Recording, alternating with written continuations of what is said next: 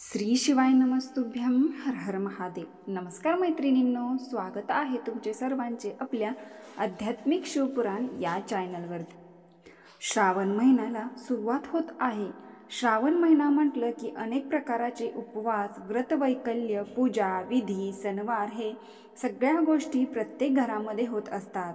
आध्यात्मिक शिवपुराण या व्हिडिओमध्ये श्रावण महिना सुरू होण्याआधी आपण आपल्या घरामध्ये शिवलिंगावरती कोणत्या गोष्टी कटाक्षाने पाळायच्या आहेत, शिवाची उपासना करणाऱ्या शिवभक्ताने या खालील गोष्टींचे नियमांचे पालन केल्याने भगवान शिव त्वरित प्रसन्न होतात।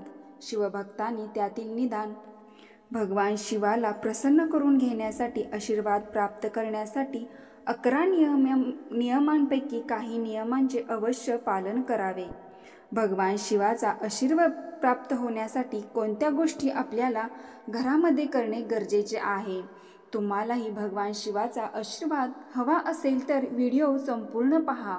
व्हिडिओला एक लाईक नक्की करा। चॅनलला आत्ता लगेच सबस्क्राईब करून कमेंट बॉक्समध्ये हर हर महादेव, ओम नमः शिवाय टाईप करा। मैत्रिणींनो, येत्या 5 ऑगस्ट 2024 पासून आपला पवित्र असा सण श्रावण महिना सुरू होत आहे। फक्त काही दिवस उरलेले आहेत। हा महिना अत्यंत पवित्र आणि श्रेष्ठ आहे, कारण या महिन्यात भगवान शंकर आणि माता पार्वतीची पूजा केली जाते। तसेच भगवान शिवशंकराच्या संपूर्ण कुटुंबाची सुद्धा मनोभावे पूजा केल्याने विशेष असे आशीर्वाद प्राप्त होतात। या काळात महादेवांची पूजा केल्याने सर्व इच्छा पूर्ण होतात आणि सोमवारचे व्रत केल्याने पूजेचे आणि व्रताचे आपल्याला लगेच फळ मिळते। अनेक कुटुंबामध्ये श्रावण महिना पाळला जातो किंवा कुटुंबातील एक तरी व्यक्ती श्रावण महिना पाळतेच। त्यामुळे आपण आपल्या घरामध्ये काही गोष्टी करणे अति फलदायी आणि गरजेचे आहे। चला तर मग ते नियम आणि उपाय जाणून घेऊयात। नंबर 1, शिवपुराणामध्ये विशेष असे महाराजांनी म्हटले आहे की प्रत्येक शिवभक्ताने श्रावण महिन्यामध्ये एक नियम बनवला पाहिजे की पूर्ण श्रावण महिना भगवान शिवशंकराच्या शिवालयात आपण जात असतो किंवा ज्याला जमत नाही ते घरच्या शिवलिंगावर मनोभावे पूजा आराधना करत असतात, तर शिवभक्तांनी एक नियम बनवायला आहे। पूर्ण श्रावण महिना आपल्याला शिवालयात जाताना घरातूनच एका तांब्याच्या पात्रामध्ये जल घेऊन, पण ते जल आपल्या स्वयंपाकासाठी किंवा पिण्यासाठी वापरतो तेच जल घ्यायचे आहे आणि त्यामध्ये काळे तीळ आणि एक बेलपत्र टाकून आपल्या घरातून बाहेर पडताना प्रसन्न मनाने श्री शिवाय नमस्तुभ्यं किंवा ओम शिवाय रुद्राय नमः या मंत्राचा स्मरण करत घराकडे पाहत मगच घरातून बाहेर पडायचे आहे। मनामध्ये सतत हा जप ठेवायचा आहे। शिवालयात गेल्यानंतर भगवान शिवशंकराच्या शिवपणीवर ते जल मनोभावे समर्पित करावे। तर असे केल्याने जे शिवभक्त हरिद्वारवरून जल आणून भगवान शिवाला अभिषेक घालतात, त्या जला इतकेच फळ घरून घेऊन गेलेल्या जलातून शिवभक्ताच्या पुण्यफळ प्राप्त होत असते। म्हणून भगवान शिवाला अभिषेक घातल्याने पुण्यफळ प्राप्त होते। नंबर 2, भगवान शिवशंकराला पांढरे चंदन म्हणजेच इबीद हे आवर्जून 3 बोटांनी म्हणजे त्याला त्रिपुंड असे म्हणतात। तर भगवान भोलेनाथाला भस्म सुद्धा अतिप्रिय आहे। भगवान भोलेनाथाचे स्थान स्मशानात आहे। त्यांना शृंगाराचं भस्म लेपनाचा असतो, त्यामुळे त्यांना भस्म अतिप्रिय आहे। तुमच्याकडे बाकीच्या कुठल्या वस्तू अर्पण करण्यासाठी असो अगर नसो, पण 1 लोटा जल आणि भस्म भगवान शिवाला अतिप्रिय आहे, तर हे आवर्जून अखंड श्रावण महिना भगवान शिवाला समर्पित करावे। तसे लाल चंदन, पिवळे चंदन हे सुद्धा भगवान शिवशंकराला अतिप्रिय आहे। हे सुद्धा त्रिपुंडाने समर्पित करू शकता।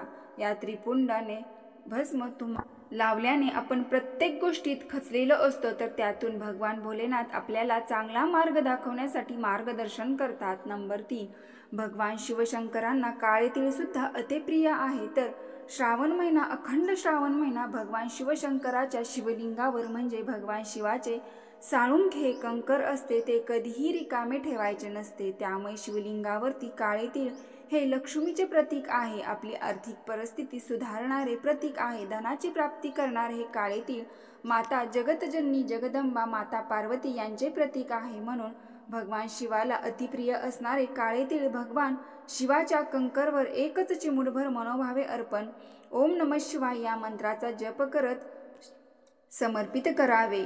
आपल्या संसाराची धनाची कमतरता कधीही भासत नाही. माता लक्ष्मीचा सदैव वरदहस्त आपल्या पाठीशी राहत असतो. तसेच आपल्या हाताच्या अंजनीमध्ये 3 तीळ, हातामध्ये 7 काळे तीळ घेऊन भगवान शिवाच्या शिवलिंगावर शंभेश्वर महादेवाचे स्मरण करून समर्पित केले तर जे काही तुमच्या आयुष्यात दुःख आहे, समस्या आहेत, त्यातून भगवान भोलेनाथ नक्की बाहेर काढतात. नंबर 4. अखंड श्रावणामध्ये भगवान शिवशंकराच्या कुटुंबाची फक्त 1 बेलपत्राने पूजन केल्याने काय प्राप्त होते तर भगवान शिव शंभोला 1 बेलपत्र समर्पित केल्याने भगवान श्री गणेश प्रसन्न होतात आणि आपल्याला सुख समृद्धीचा आशीर्वाद देतात. 1 बेलपत्र वाहिल्याने रिद्धी सिद्धी येतात आणि सुखी संसारासाठी आशीर्वाद देतात. 1 बेलपत्र वाहिल्याने कार्तिकेय येतात, प्रसन्न होऊन दीर्घायुष्यासाठी आशीर्वाद देतात. 1 बेलपत्र वाहिल्याने अशोक सुंदरी येतात, आपल्या सुखी संसारासाठी माता अशोक सुंदरी आशीर्वाद देतात. 1 बेलपत्र वाहिल्याने नारायण माता लक्ष्मीला घेऊन आपल्या घरामध्ये सदैव वास करतात. धनाची कमतरता कधीही भासत नाही. सगळ्यात शेवटी 1 बेलपत्र जिथे भगवान शिवशंकरांचे कंकर आहे त्या शिवलिंगावरती 33 कोटी देव, ग्रामदैवत, कुलदैवत, इष्टदैवत हे सर्व दैवत सामावलेले आहेत. या सर्वांचा आपल्याला आशीर्वाद प्राप्त होतो. एका श्रावणामध्ये 1 बेलपत्राचे एवढे महत्त्व आहे. तुम्हाला बेलपत्र मिळत नसेल किंवा तुमच्याकडे नसेल तर 1 बेलपत्र 1 आठवडा स्वच्छ धुवून तेच रोज मनोभावे समर्पित करावे असे विशेष म्हटले आहे. नंबर 5. भगवान शिवाची अतिप्रिय मुलगी अशोक सुंदरीला जसा वर दिला होता, आशीर्वाद दिला होता की जो शिवभक्त खूप दुःखी आहे, कष्टी आहे, त्याला खूप मानसिक त्रास आहे, तर त्रासाने खूप ग्रासलेला आहे, तर तो शिवभक्त अशोक सुंदरीच्या स्थानावर 1 लोटा जल समर्पित करून 1 बेलपत्र स्पर्श करून श्री शिवाय नमस्तुभ्यम या मंत्राचा जप करत मला अखंड श्रावण महिना समर्पित करेल तर त्याच्या आयुष्यात जीवनामध्ये कधीच दुःख येणार नाही, त्या व्यक्तीच्या डोळ्यामध्ये कधीच पाणी येणार नाही असे विशेष म्हटले गेले आहे. 6. अखंड श्रावण महिना भगवान शिवशंकरांना तांदूळ, अखंड मूग हे सुद्धा अतिशय प्रिय आहेत. भगवान शिव प्रत्येक शिवभक्ताची इच्छा पूर्ण करणारे तांदूळ आणि मूग या शक्तिशाली वस्तू आहेत. भगवान शिवशंकराला अखंड तांदूळ अर्पण केल्याने प्रगतीचे मार्ग मोकळे होतात, यशाचे मार्ग मोकळे होतात. यश, प्रगती आपल्या नवनवीन मार्ग दाखवत असतात. तसेच मूग हे बुद्धीचे प्रतीक मानले गेले आहे. त्यामुळे भगवान शिवाला मूग समर्पित केल्याने मुलांची बुद्धी तल्लख होते, बुद्धीत वाढ होते. तरी विशेष असे म्हटले आहे की शिवलिंगावर भगवान शिवाचा संपूर्ण कुटुंबाचा वास असतो, तर श्री गणेशाच्या स्थानावर मूग स्पर्श करून शिवलिंगावर समर्पित केल्याने तुमच्या मुलांची बुद्धी तल्लख होते. भगवान गणेश हे बुद्धीचे देवता आहे, त्यामुळे 108 तांदूळ आणि 108 मूग भगवान शिवाला समर्पित केल्याने तुमची मुले नोकरी करत असतील तर त्यांच्या प्रगतीत मार्ग मोकळे होतात आणि लहान मुलं असतील तर त्यांची बुद्धी तल्लख होते. 7. श्री गणेशाबरोबरच भगवान शिवशंकरांनाही दुर्वाही अतिप्रिय आहे. प्रत्येक शिवभक्तांची मनोकामना पूर्ण होण्यासाठी 21 दुर्वा, वंशवृद्धीसाठी 11 दुर्वा, कार्यसिद्धीसाठी 7 दुर्वा, मुलपरीक्षा देत असतील तर त्यात सक्सेस होण्यासाठी 5 दुर्वा, अशा प्रकारे श्री गणेशाला स्पर्श करून भगवान शिवशंकराच्या शिवलिंगावर मनोभावे समर्पित कराव्यात. तसेच 21 दुर्वा घेऊन त्यांची पेंडी बांधून त्या दुर्वांच्या दांड्यांना लाल चंदन लावून श्री गणेशाला स्पर्श करून शिवलिंगावर ओम नमः शिवाय या मंत्राचा जप करत समर्पित केल्याने सर्व संकटे, विघ्न, दुःख दूर होतात असे विशेष म्हटले आहे. नंबर 8.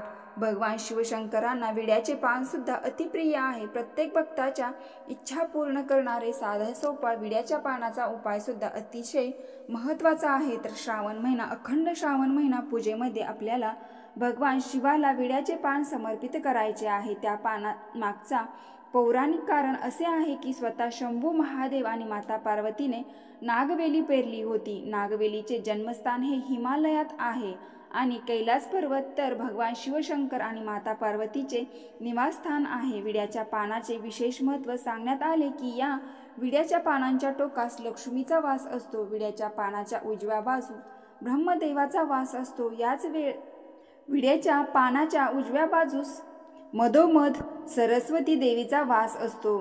याच विड्याच्या पानाच्या डाव्या बाजूस पार्वती मातेचा वास असतो, तर पानाच्या लहान देठामध्ये महाविष्णूंचा वास असतो.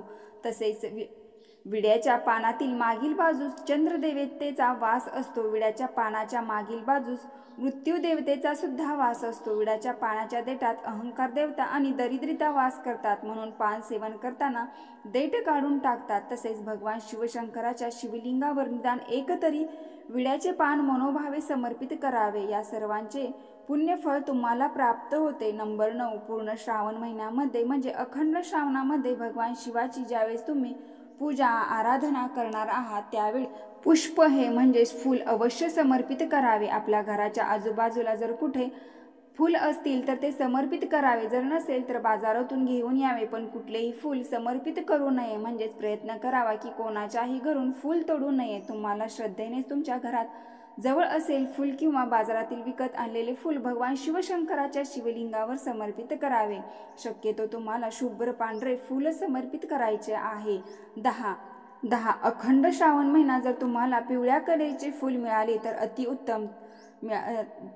जर पिवळे फूल नाही मिळाले तर पांढरे किंवा लाल कलरचे फूल अवश्य बाजारातून घेऊन यावे आणि भगवान शिवाच्या शिवलिंगावर हे फूल मनोभावे समर्पित करावे. भगवान शिवशंकराला कण्हेरीचे फूल अतिप्रिय आहे.